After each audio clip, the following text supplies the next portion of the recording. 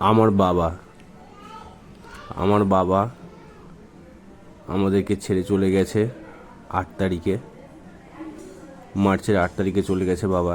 7 তারিখে বাবাকে ভর্তি করেছিলাম হাসপাতালে।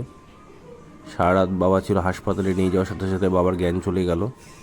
পরের দিন 8 তারিখ শনিবার রাত 11:52 আমাকে সিসিইউ থেকে ডাকলো বাবার নাম ধরে, যে সুপদ সরকারের বাড়ির লোক কে আছেন। আমি তখনই বুঝতে পারলাম। আজকে মার্চের 20 তারিখ বাবার শ্রাদ্ধ। আমাদের ছাদে আয়োজন করেছিলাম, ব্যবস্থা করেছিলাম। শ্রাদ্ধতে জীবনে এই দিনটাও যে দেখতে হবে, কল্পনা তো ছিল না। চলতে ফিরতে বাবা সবসময় বাড়িতেই থাকতো। বাবাকে যে আর দেখতে পাবো না, মনে একটা ভয় ছিল, কিন্তু ভাবিনি যে এভাবে এত তাড়াতাড়ি সেই দিনটি চলে আসবে। বাবা নম করো, নম করো, দাদাকে নম করো বাবা। আমি হ্যাঁ হ্যাঁ হ্যাঁ, নম করো বাবা। যে বাবা জন্ম দিয়েছে, দাদাকে নম করো শোনা। দাদা দাদা দাদা বাবা নম করো।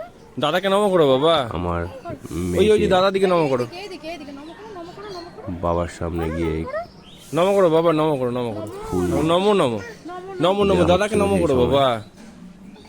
করো দাদাকে নম বাবার ছবিতে মালা।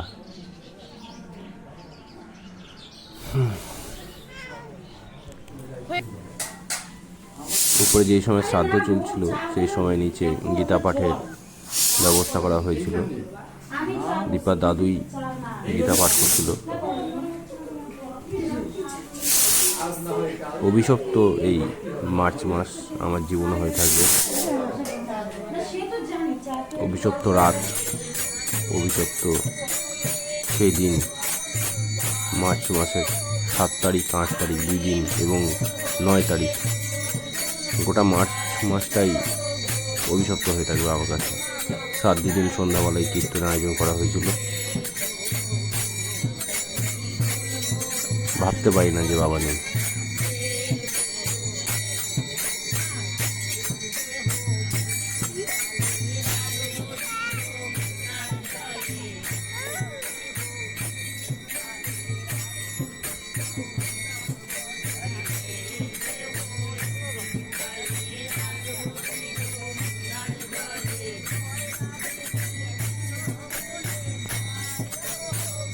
আমাদের পরিবারের একটা ক্ষত হয়ে গেল, শূন্য স্থান তৈরি হয়ে গেল।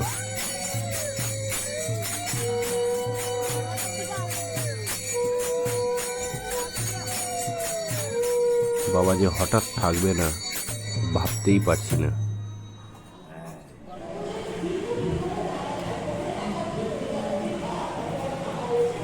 বাবা, তোমাকে প্রণাম বাবা, কোটি কোটি প্রণাম বাবা।